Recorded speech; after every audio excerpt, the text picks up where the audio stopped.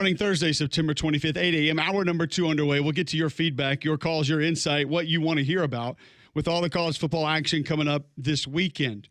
Army at ECU tonight, 6:30 on ESPN. Seahawks at Cardinals on Prime tonight in some NFL action. Before we go to those phones, G-Mac, tell our listeners about Shannara Flooring.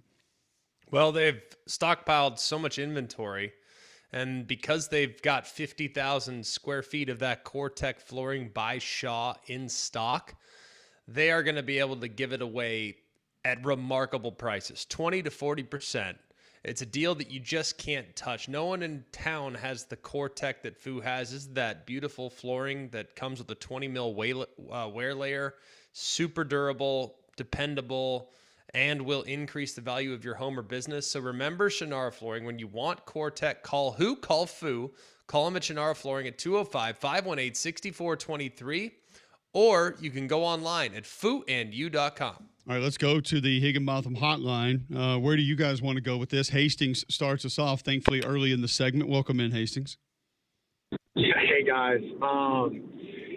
I want to bring up, kind of piggyback off a conversation that was had a little bit earlier in the week, and it had to do with, like, inside versus outside run plays.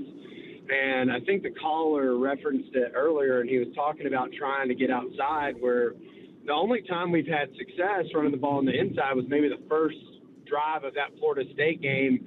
And I know that we bring up Wisconsin loading the box and the numbers and the variability in that as far as what the looks actually are. But I didn't know if you had a chance to look at that, Cole, as far as, like, how many outside plays that we had run versus, you know, schematically, are we going to bring more of that out? And then from an execution standpoint, do you think that would give us the best ability to stay balanced in the ground and open up our playbook even further with Ryan Grubb?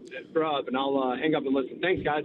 Yeah, I'll say this about I've seen some of those numbers floating around about Alabama inside run, outside run, and there haven't been outside runs, or there's only been so few outside runs, whatever it is. For me, Greg, this is diluted a little bit because a lot of the Alabama perimeter run game is through the air.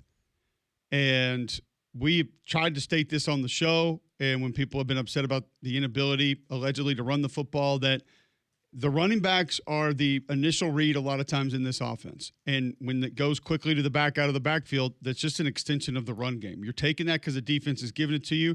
And I haven't heard this necessarily from Grubb or DeBoer, but I believe that they think that just getting the ball out like that is a little bit more quick and allows the back a little bit more time to maybe make a move, make a decision on how he wants to try to gain extra yards. So anytime you see a ball go to the back out of the backfield quickly in this offense, I would just essentially chalk that up to a toss sweep, a jet sweep, an outside zone play, because to me, Greg, it's essentially the same thing. And those folks who are making those statistics are not counting those that way. Well, that's the thing. And I kind of said this yesterday while you were journalisming, which we do need to hear about, by the way. Sure. At some point, we need this story. I just want to know how you have fallen under the umbrella of journalist. I'm so proud of you, though. Thank you. I mean that. You have taken the leap into journalism.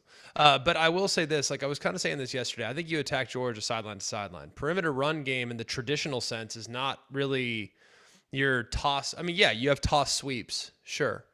You can do that. Like quarterback sweep with a lead. You can do that. But it's evolved now where jet sweeps are part of it. Swing routes, ghosts, end arounds, things like that. Like that's all perimeter run game. Nakeds, boots, that's all perimeter run game. Misdirection, perimeter run game. Guys banging in the flat, perimeter run game. Like that's no different. Like if I fake it to my running back's on my right side. I'm standing in shotgun, running back's on the right side, offset.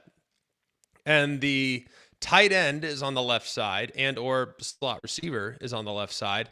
He hits it at 100 miles an hour. He's motioning from left to right across the formation, and all of a sudden I snap it with perfect timing. I fake it to him. I'm reading the end man on the line of scrimmage. If the end man on the line of scrimmage pulls and chases the running back, I can pull it.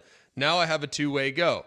I can throw it to the back out or to the wide receiver that's rolling it out in the flat, and we're good to go. So that's, I think, the ticket is that's exactly how I would handle it. Is I would I would basically treat it as, quote, triple option. That's perimeter run game. So it's different now. It's not in your traditional triple run game, but it's triple option. You're creating a triangle, you're creating conflict, and that's how you attack them. No doubt. And I think one of the reasons you have to make the perimeter, whatever it is, go, run, pass, whatnot, is because of how aggressive Georgia's going to be on some of your, I don't want to say necessarily interior runs, but runs that are not designed to go that far outside. So some of your counter power stuff, you and I, Greg, we know how they play those pullers.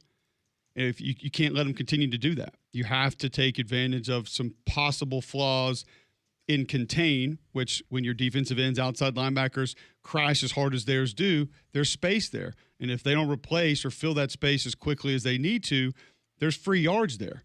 And I think that's one of the reasons that maybe that conversation has been generated. Either that or just people going to, they can't find a way to run the ball outside, therefore they're going to be in trouble in this game.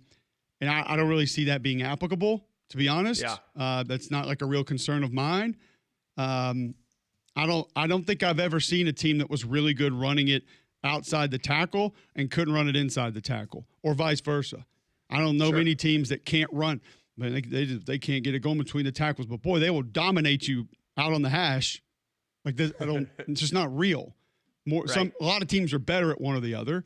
You got a lot of speed guys. You're an option team. Yeah, you're probably better off the tackle, and then from anything there to the sideline. But yeah, run game's run game, and it complements itself. And if you're dedicated to it, that's usually ways that you find success with it all over the place. Look at Missouri.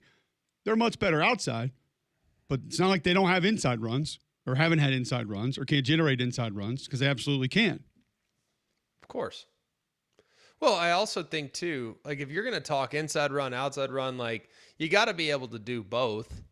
You have to. And even if the inside run doesn't work real well, you got to keep them honest. I mean, I think all that is extremely important when figuring out, hey, here's how we attack them. Here's how we marry it up. And the run game has to be thoughtful. It can't just be calling plays for the sake of calling plays. Like you have to run to specific looks, like certain looks. And guess what? Like Ty's a cerebral player, for example. Like he knows good looks in the run game. That was one of my strengths. Like I understood the run game. I understood how to go from side to side. I understood how to flip runs. I understood how to attack certain looks. I knew that if we had, let's just say, power called to the right-hand side, I can't run that against 3-5-9. Like I know I can't run that, so I have to check out of it. So what do we check to? Well, here's our green light play of the week.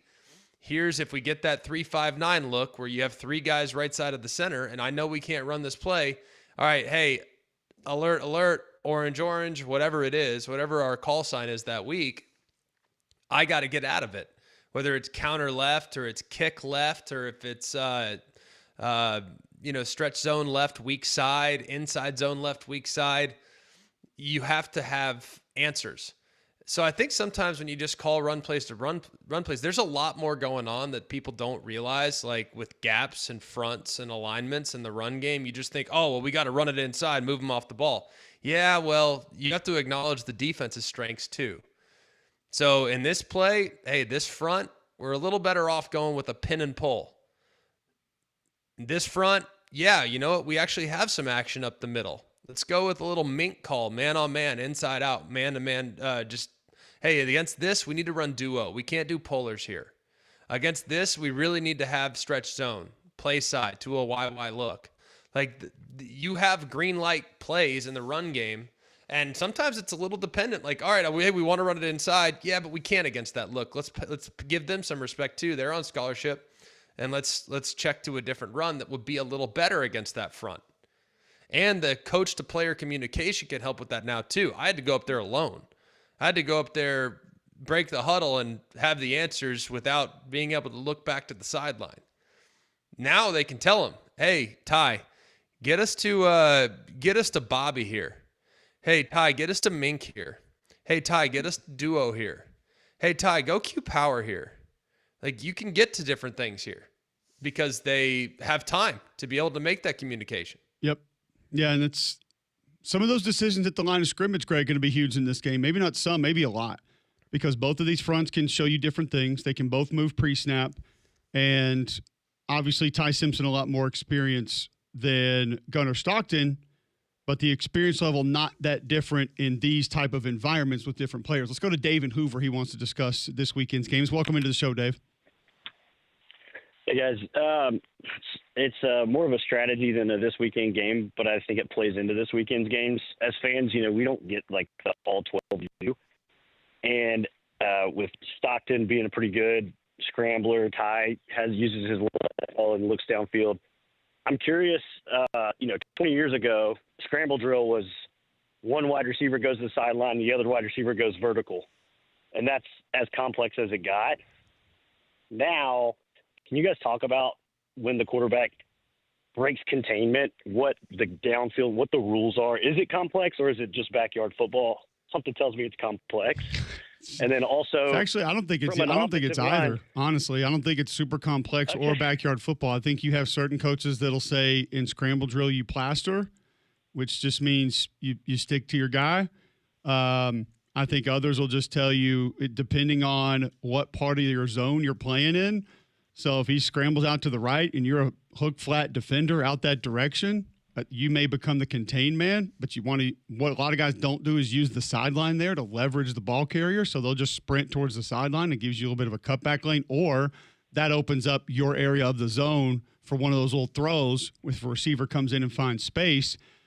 And Greg, I imagine some guys just want you to drop and continue to drop. Or if you're playing zone, stay in your zone space, and that's not yours until he crosses the line of scrimmage. There are a lot of ways it can go, but I don't think it's super complicated. And a lot of guys just want you to probably plaster specifically backside because they know when those routes break down, you're not going to have a lot of bodies there to be able to help. Well, God's honest truth, like there's a little more freedom now when it comes to the scramble drill rules. But if we're speaking just general thoughts on scramble drill, the receiver's rule is to get out in front of the quarterback. That's number one. But don't run yourself out of bounds. When you get to the bottom of the numbers, you turn up field. And once you turn up field, if they're staying deeper than you come back to the quarterback. It's as simple now as it's ever been, to be honest with you. However, the one thing that's different now is that we are not telling quarterbacks, hey, the middle of the field, throwing it back across your body is dead. Because when I was playing, if you threw it back across your body, you might as well, I'm not kidding. You literally might as well have just given your helmet and or your uniform to the coaching staff on the sideline. You're never playing again. Now they're like, all right, that's fine. You saw something, go for it. Like if I did what Garrett Nussmeier did against Florida, I would have been benched forever. Seriously. Like forever, throwing it back across my body into the middle of the field. And therefore, I never did it. I'd rather throw it 20 rows up in the stands than to try to get a completion back across my body. So that's the only thing that's changed. There's a little more flexibility there because oftentimes guys do uncover because of the run threat that these quarterbacks now are. So, but scramble drill. It's pretty simple from an offensive standpoint. From a defensive standpoint, the threat of the quarterback run now has become ever present, and you have to always be careful with that because quarterbacks can kill you with their legs. But scramble drill is something that I think can absolutely eat teams alive. And the big thing is don't give up the big one. That's my big. If I'm a coach and I'm coaching defense and I'm trying to defend scramble drill, don't give up one over your head. You give up one over your head, like we've seen John Mateer do against Michigan, like we've seen a handful of other guys do against other teams. You give one up over your head, that's when you get crushed. Give up the little comeback routes at 12 yards. Give up the 5-yard out routes on the sideline. Give up the short ones and come up, rally up, make the catch. But do not give up one over your head. All right, let's go to Rick in Mobile. Wants to talk Auburn coming up this weekend against Texas A&M. Welcome to the show, Rick. Hey, thanks for taking my call, guys. It's actually a more global question, Cole. As someone who played for Auburn, I want to see what your thoughts are on this. So if you look at Auburn historically, we are top 15 in wins, top 15 in bowl appearances, top 15 in bowl wins. We have arguably the most difficult place to play in the country. When Kirby Smart and Nick Saban both publicly state their disdain with having to play at their biggest rival, that tells you just how difficult there is when it's rocking. Mac, you know about that. You've been there at night. Cole, you played there. Here's my question about Auburn overall. My argument is that there should never be a time when Auburn's football program does not have, at every coaching position, one of the top 15 coaches at that position in the country. I'm not saying they have to have the number one guy, the best guy at every single position. That's not who we are. But historically, and with the revenue we have, the boosters we have, the fan base we have, the recruiting base we have, all the things that we have, I think that Auburn's coaching staff should always have a top 15 coach at every single level. What do you think about that?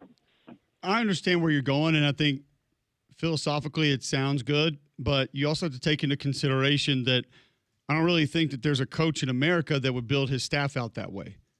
Because if you built your staff out that way, you're going to have a triple option offensive line coach, an air raid wide receiver coach, a West Coast pro-style tight end coach, so on and so forth with your running back coach, and then defense, you're going to have a high-pressure guy and maybe a linebacker as your linebacker coach. You get a coverage guy in the secondary. You got to have guys that gel and their philosophies are similar and they're in line with their thought processes, and they can all help design certain things, all pull in the same direction. I know defense wants to get stops, offense wants to move the ball, but technically, fundamentally, a triple option offensive line coach doesn't necessarily work with an air raid guy. Just doesn't. That doesn't really mesh. So I understand where you're going, but Hugh Freeze is going to want guys that go within his system, have coached in it, played in it, understand it, know the verbiage. Same thing with defense. So would you have any different thoughts on that, G-Mac? I think it's really easy to say, hey, you need a top 15 this, you need a top 15 that, you need this, you need that. I think what's top 15? Like, is someone keeping a running list of the top coaches? Is someone keeping a running list of the top coordinators? Like, I don't know. Top 15 recruiters, top 15 fundamental coaches, recruiters, top 15 motivators. Like, what? To me, you want my honest opinion, and Auburn fans are probably not going to want to hear this. When they hired Brian Harsin, I think he was a top 15 coach. But he was not a fit. Like, you can say what you want about this, you want about that, we want this, we want that. Let's just say, for example, let's use a unique one. Let's go with, you know what? Let's go here. You can go get Greg Schiano, for example. Greg Schiano, no nonsense, great fit at Rutgers, right? Great fit. Has won there, has had success there. Very few have had success at Rutgers, but he has. Would Greg Schiano be a good fit at Auburn, where he's not going to listen to the boosters, where he doesn't really want to play the game, where he doesn't really want to be engaged in fundraising and or politicking? No, he's not a good fit. So you can sit here and say, oh, we need a top 15 this, we need a top 15 that, but the reality is Auburn is unique, and you need to have the right personality to be able to handle that environment. So I don't know, Cole, you know better than I do. You lived it. You lived there for 5 years. I could care less about getting a top 15 anything. I care about getting the right guy. And if he's the 31st best coach in the country, but he fits us, great. If he's a top 5 coach in the country and he fits us, perfect. That's amazing. But how many people are going to do that? I don't know. That's the big question, I think. Yeah, tough to just kind of lay it out that way. But I do agree with a lot of where you're going from. I would almost say more from a resources perspective than I would say from a historical perspective, that most SEC schools should be able to pull off something similar to that, specifically the top half that have the resources and some tradition behind them. And that sways, that moves around from different school to different school who would have more of those advantages. Golden Domer wants to chime in. Domer, welcome in. How you doing? Top of the morning, gentlemen. How are y'all? Good morning. Doing well. So, look, I'm calling, obviously, to talk about this Notre Dame-Arkansas game, but I kind of wanted to respond to the gentleman that called in just a second ago about Auburn top 15. We know what you think. We know what you think about Auburn all the time. We've said it 100 times. It doesn't need. You think they're irrelevant. But just move on. Go to Notre Dame, Arkansas. Just go to Notre Dame, Arkansas. All right. That's fair, Cole. I respect that. All right. So, Greg, one thing you've covered Notre Dame a lot. I know you watched a lot of film on them. I came into the season. I actually messaged Cole about it and said that I really felt like Christian Gray was getting a lot of a little bit more hype or respect than I felt like he had necessarily deserved. Because I've coached for a long time, and the worst kind of players you can have are players that on 3 plays will play amazing, and on 4 plays will leave you scratching your head. I would rather have a C-plus player that I know is a C-plus player. Christian Gray, he'll undercut a slant, pick it off, and take it to the house, and in the next 3 plays, he'll get destroyed down the sideline. So I really feel like, we don't have anybody really to replace him because we're thin at that position. But, tell me what you think about this. But my personal opinion is Notre Dame's only going to go as far as their cornerbacks go just because of the way their defense is built. And what's your thoughts on Christian Gray? I mean, do you agree with what I'm saying? He's just so Jekyll and Hyde. I mean, he's elite, then he's terrible. I mean, what do you think? I think he has really high highs and really low lows. Really high. I mean, some of the highs are game-changing plays, like game-winning plays. But also there are some occasional lapses in fundamentals. There are some occasional lapses with hand placement, and it leads to penalties and getting beat and things like that. Do we know about Leonard Moore yet? Is he back this week? Do we know? I haven't seen an update on it. So I'm going to operate under the assumption he's not going, which is a big problem. And he hasn't been great so far. And here's the other thing that makes things challenging for Notre Dame this week.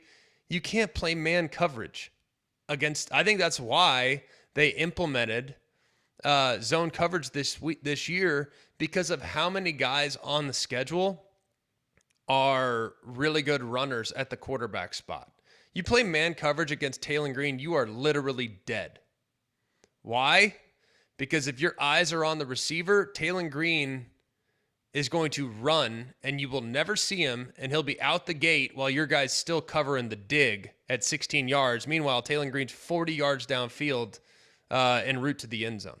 So I think that's why there was a calculated risk that Marcus had to take this year to adjust their philosophy defensively.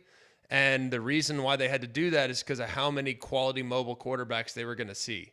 Marcel Reed was one. Taylor Green was one. There's a handful of others that are still on the schedule, like Mayava at USC. You cannot run man coverage across the board and expect to live to tell the tale against this group that they're going to see moving forward. So I think you're going to see some zone, which will hopefully help the corners out. The problem is the tackling's been substandard. The angles have been poor, and they've given up a lot of explosives on catch and runs, which is a concern. Leonard Moore listed as questionable on the Notre Dame availability report. So, there. I don't know if that clears anything or whatever that is. So, we'll continue talking about these games. A lot more to get to from the perspective of Notre Dame, Arkansas, Auburn, A&M, Alabama, Georgia. We haven't even touched on LSU, Ole Miss yet. We do have another day. We do have tomorrow to be able to get into those as well. But trying to dive into some today just to get more analysis out to you across the course of our next 2 shows. Don't forget about Train, because the weather is going to be out to you. Finally, we got some rain yesterday. Is it going to cool off? I don't know, but you've probably been running your AC during the day and the heat at night. That stress on your home comfort system is why you need a Train. They've been named America's most trusted brand 11 consecutive years, so you know you can count on the reliability of a Train to keep your home and family comfortable for years to come. Find more at Train.com. It's hard to stop a Train. More college football talk, more of your insight. 800-239-9569. Text in 205-834-9450. Tweet in as well at Mac and Cube, and we'll get to those right after this on Jocks.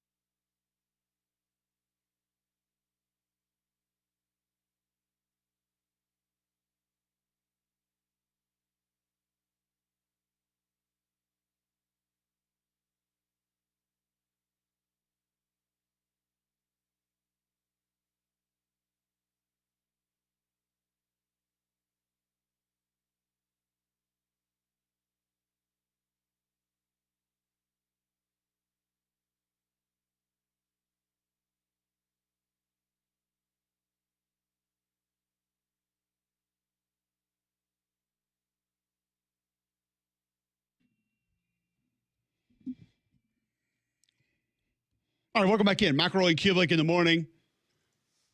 Your thoughts on this weekend's college football. We got the Coach Wim Sanderson at 9, Billy Lucci after him. So we'll get their insight on games this weekend, obviously focusing a little bit more on Auburn and Texas A&M when we get to Billy Lucci.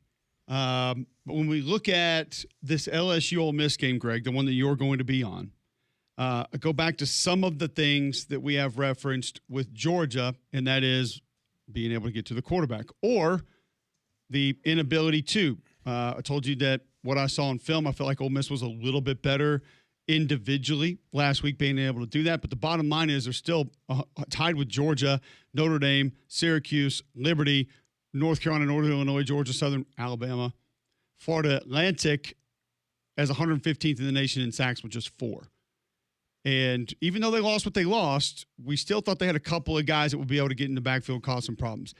They probably have been more disrupted than the numbers show, but this is one where you have to be. There's no option here. This is not pass rush optional game. You're going to get torched if you don't find a way to get Nussmeier to move. And that has nothing really to do with the secondary. It's just that he's that good and the receivers are that good. And we've seen now on the right side specifically, games can be able to get home. You know Pete Golden is going to draw some of those up. I don't know what LSU changes in protection. I don't know how much dedication they're going to have to the run game. But when you look when Ole Miss is on defense, is it that simple to you? Either get to Nuss or you probably don't find a way to win? I think you got to get to Nuss. I think you got to stop. If you look, it's kind of mind-blowing, by the way. This stat will blow your mind. You know how many third and longs LSU has been in this year? And when I say third and long, it's third and 11 plus. Third and 11 plus. Take a guess. Okay. I thought you were going to say third and 8 third and 11 plus. When you're talking about that. No. I would say, how many games have they played? 4? 4. 4. You're not going to get third and 11 plus. plus. Probably 6. 4, maybe all year. Third and 11 plus. They have been in third and 11 plus 17 times. Yee. 17 times. That's what become a non-efficient offense. That's bad on first down and second down. So I think the ticket here is to make sure.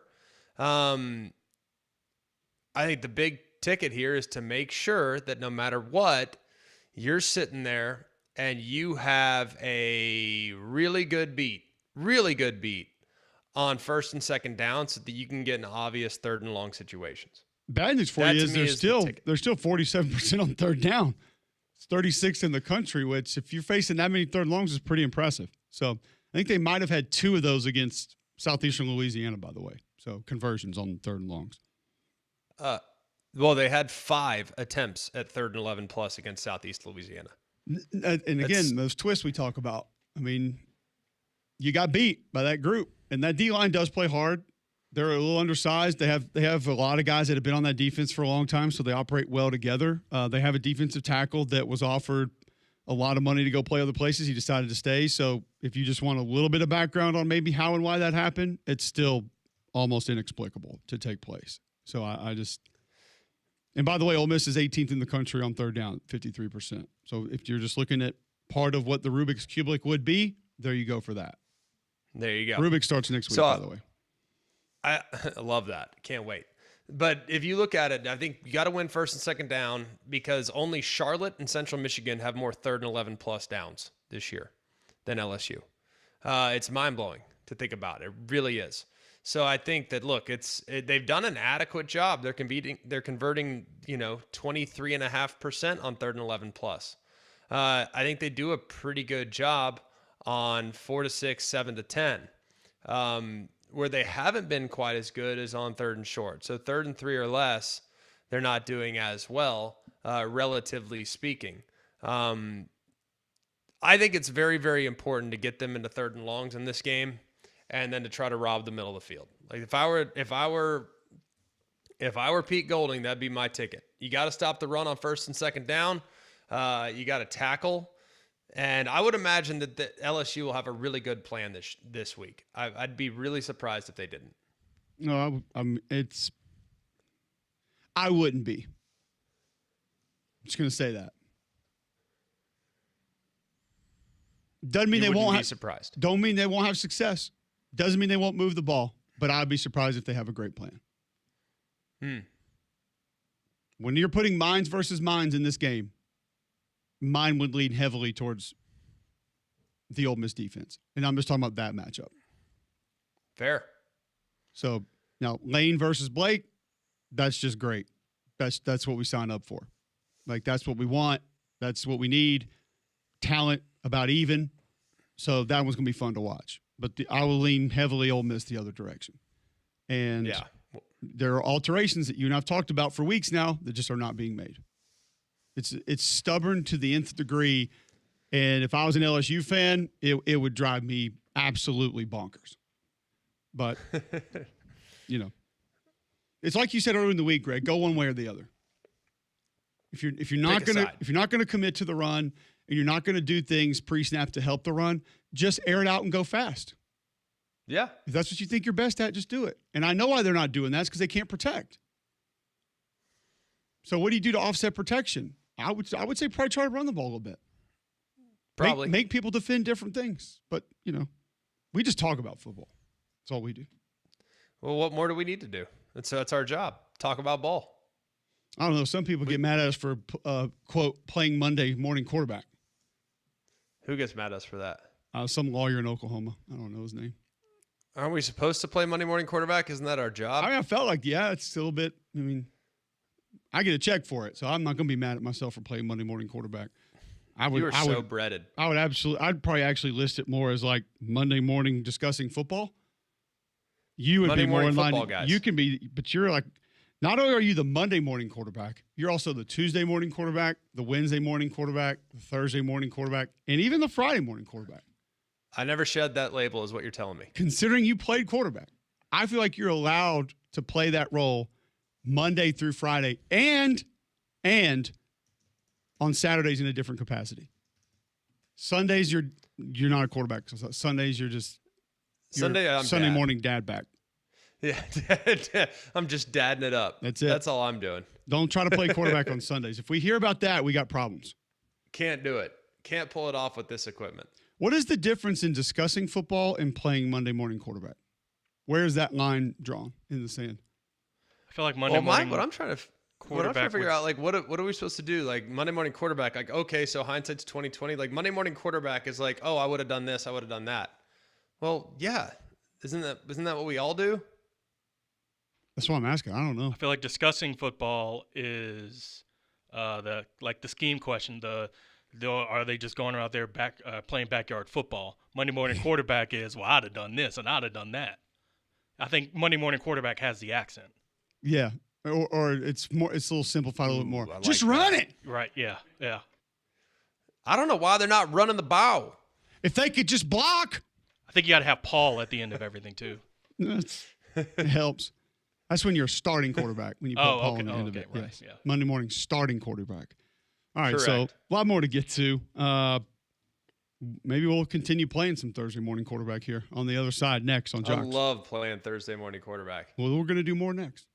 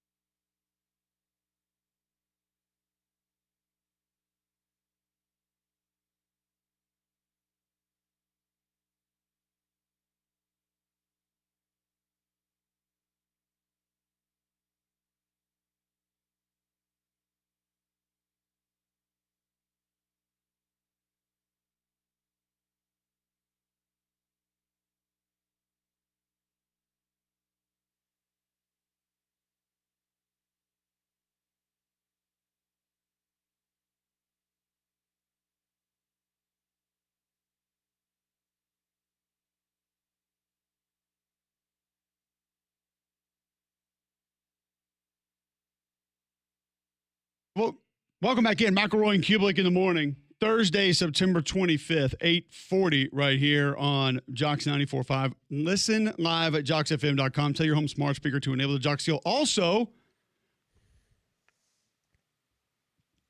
listen at Jocks FM in the app as well.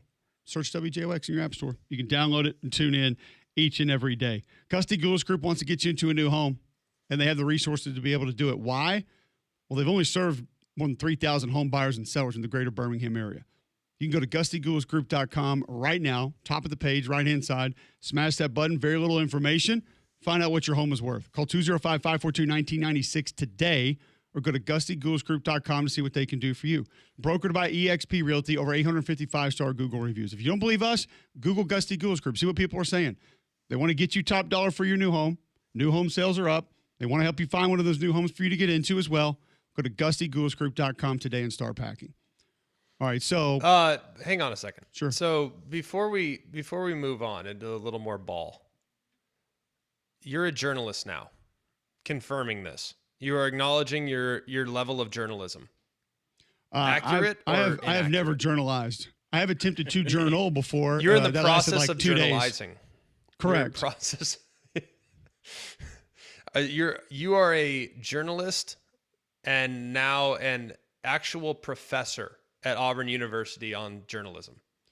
I was not awarded that status yesterday. I was the keynote speaker at Auburn's Journalism Day yesterday. Okay. To all of their journalism students. So you are Professor Emeritus. Essentially, yes, is what we're saying. Yes. Yeah. Do you have tenure yet? Not yet. I am looking forward to that Alabama State retirement that I've heard great things about. So trying to get that built up as well. So do we call you like Dr. Cubelic? Why not? Professor of the O-line. I'm like the new Dr. Lou, basically is what you're saying. We had somebody text That's how in. I see it. We had somebody text in yesterday. You were going to put some little journalism student in the corner and tell him to get a pump in.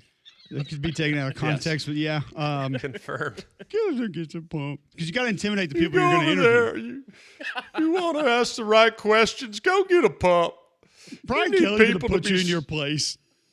You need people to be scared when you interview them. You need to intimidate them. I will say this. So it was really cool. I had 4 different Auburn students in school right now come up to me after we were done and say, hey, I listen to you and Greg every morning. And I was like, really? So they enjoy the propaganda. I didn't anticipate that college kids listen to us. First off, I didn't think they were awake. Right. Most of them by that time. Well, that's the beauty of it, because with YouTube you can go back. They can listen to it in their morning. Yeah, you're right. Which is probably 2-3 in the afternoon, but they catch it. Totally fair. Understood. But then the journalism part of it was like, y'all sure y'all want me for this? Like, I don't have sources. I don't. Tape. I don't do that. The tape. I mean, it's not really my thing. But it's all lumped together. But I was telling Saber before the show today, Greg, it was very surprising. A lot of the kids that we talked to about what they want to do in sports media and where they need to go or how they need to go there do want to write and still want to write. And it's obviously a little bit of a lost art just because it's more limited where you can actually do it where it's highly consumed. But, yeah, and I told them what Pat Smith tells everybody here. I said, create value for yourself, man. If you can write and stand in front of a camera and talk, and you can produce, and you can edit, and you can go, work a basketball game on a Tuesday night and run the board for that, like, you're probably going to have a job for a while. If you go into one place and say, and it's the thing that drives me crazy, every time kids say, can you help me? Will you help me? This, that. I want to be Kirk Herbstreit. I want to be Aaron Andrews. Awesome. So do we. Heck yeah. I'd like just one of Kirk's salaries, by the way. I don't even need all 4. Yeah, just give me one of them. Just one. Get in line. Pick the one. I'll take it.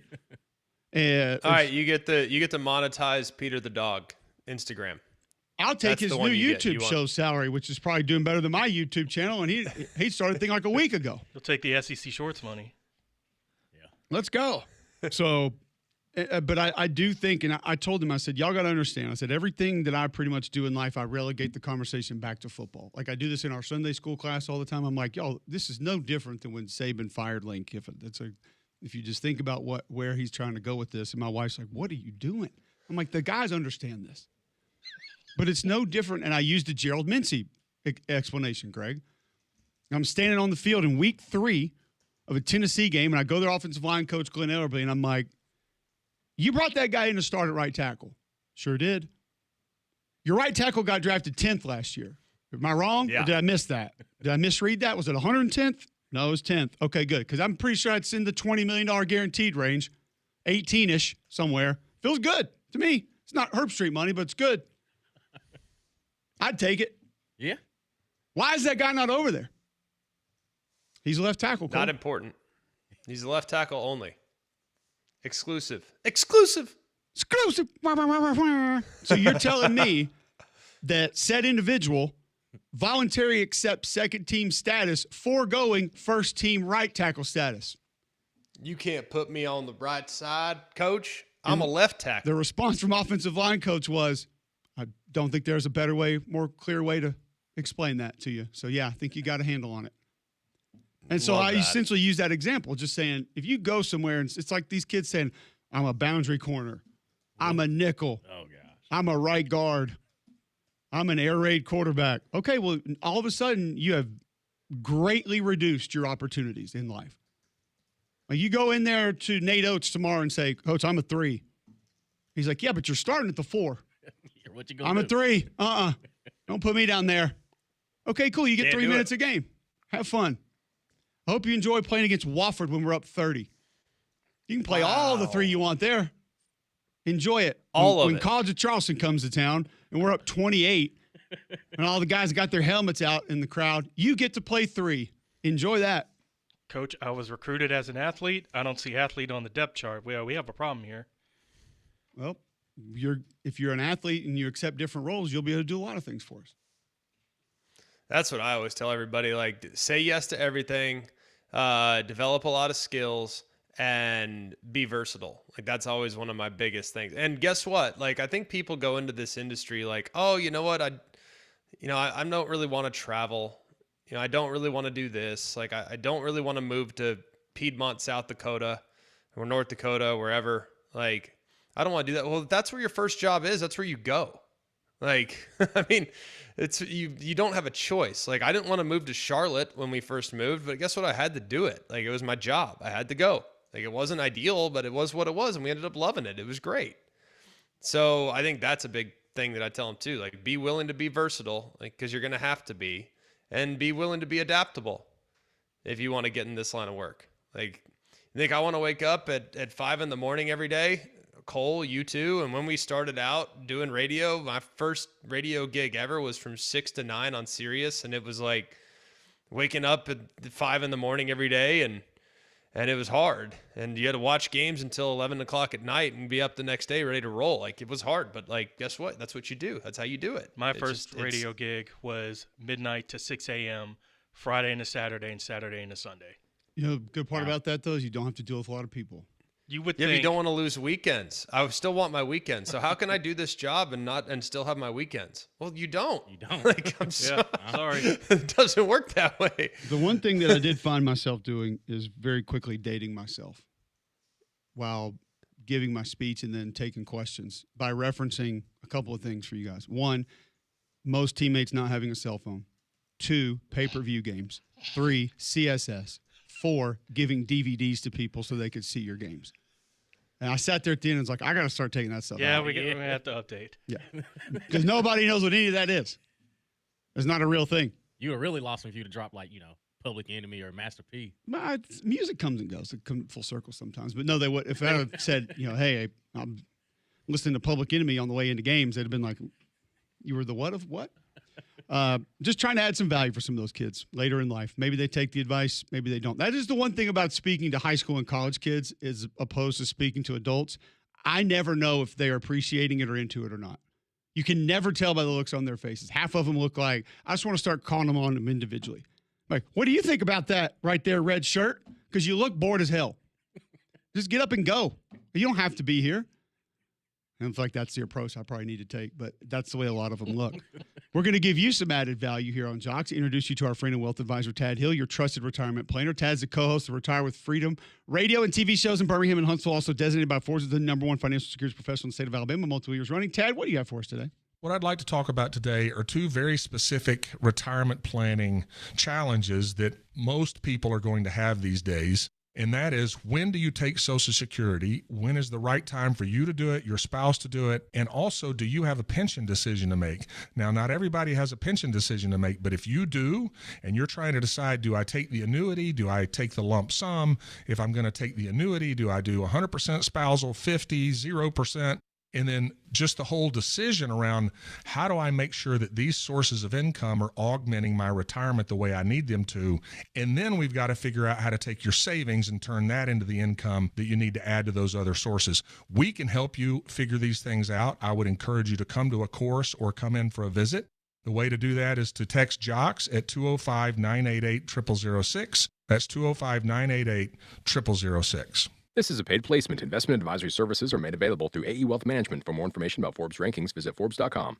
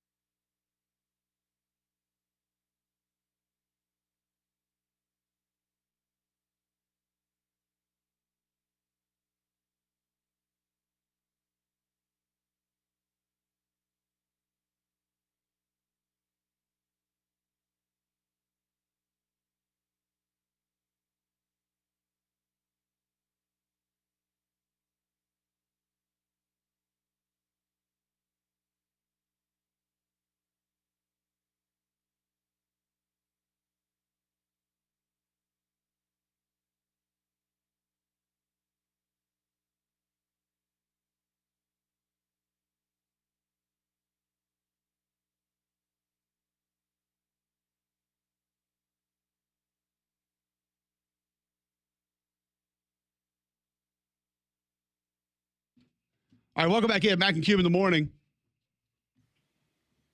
800-239-9569. You want to get in. The coach, Wimp Sanderson, coming up in 7 minutes. Get his thoughts on these weekend's games. Billy Lucci after him. We'll dive into the A&M Auburn matchup a little bit further with him. Back to that LSU Ole Miss game, Greg. You're going to be on the call. Does Ole Miss have to run the ball? Do they have to find a real semblance of a rushing attack to be successful for 4 quarters and find a way to win this game? Well, if you look at how their identity's changed a little bit since Trinidad Chambliss has taken over, like they're definitely a little bit more quarterback run centric. I don't think they necessarily have to run the ball, but I think it's very, very important for them to kind of maintain their tempo, establish the tempo, and I think create some issues with perimeter run and quarterback run. Like I think that's a big part of this game. If they can create issues with quarterback run, I think they got a shot. But I do think it'll be tough. I think it's going to be a very, very tough situation for them because I think this is a great defense. 2 things coming in quickly. Greg Hendricks at Riding the Bullseed. Don't you think you could have said a few more bad things about the Dogs? You basically said we had no shot on at Mac and Cube show. I think next time they should talk to someone who likes our boys. We need some homers. I'm sure Mike Griffith will be on the show at some point, either with Paul or with three-man front. He can offer that up for you. Yeah. All the positives will be flowing then. I don't even really know where to go with that. I didn't think Roddy was negative at all. Me either. You got I didn't 4 either. If sacks, anything, none by defensive linemen. Can't really hide that. It's pretty impressive. The offensive line's been shaky. Can't really Shaky? hide That Greg woke up on the right side of the bed. A little more than shaky.